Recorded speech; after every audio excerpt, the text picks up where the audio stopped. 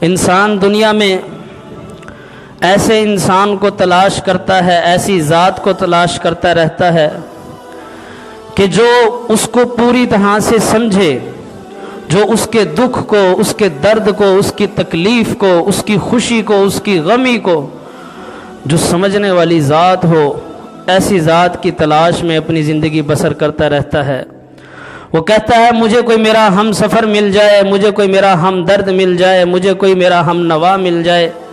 کوئی ایسا مل جائے جو میرے غموں کو سنے بھی اور سدھار بھی دے، کوئی ایسا مل جائے جو میرے درد کو سنے بھی اور دور بھی کر دے، کوئی ایسا مل جائے جو خوشی میں بھی میرا ساتھ دے، غم میں بھی میرے ساتھ ہو، کوئی ایسا ہو جو میری خطاؤں پہ پردے ڈال دے۔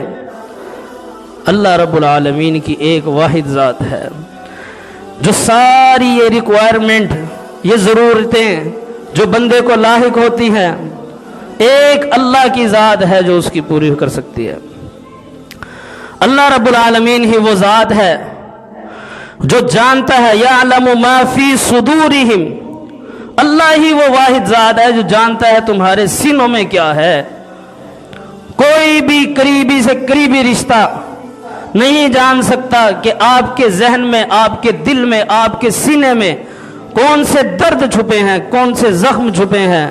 سوائے اللہ رب العالمین کے۔ ایک اللہ ہی ہے جو آپ کے دکھ کو، آپ کے درد کو سنتا ہے۔ پھر باقی جتنے بھی دنیاوی لوگ ہیں، دنیاوی مشکل کشا جن کو لوگوں نے بنایا ہوا ہے، ان سے ملنے کے لیے بھی وقت کی ضرورت،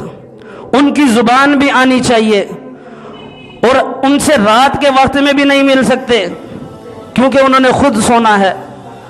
لیکن اللہ رب العالمین کی ذات وہ ذات ہے، یا حی یا قیوم، جو ہمیشہ زندہ اور قائم رہنے والی ذات ہے۔ ہمیشہ ہمیشہ کوئی بھی دنیا کائنات کا کوئی شخص کسی بھی زبان میں کسی بھی وقت اللہ رب العالمین کو پکارے، وہ سردی گرمی کا موسم ہو، بہار و خزاں کا موسم ہو، دن کی روشنی ہو یا رات کا اندھیرا ہو، انسان کمزور بیمار ہو یا صحت مند ہو،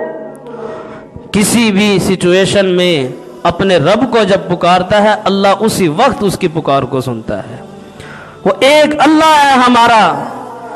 جو مخلص ذات ہے ہمارے لیے،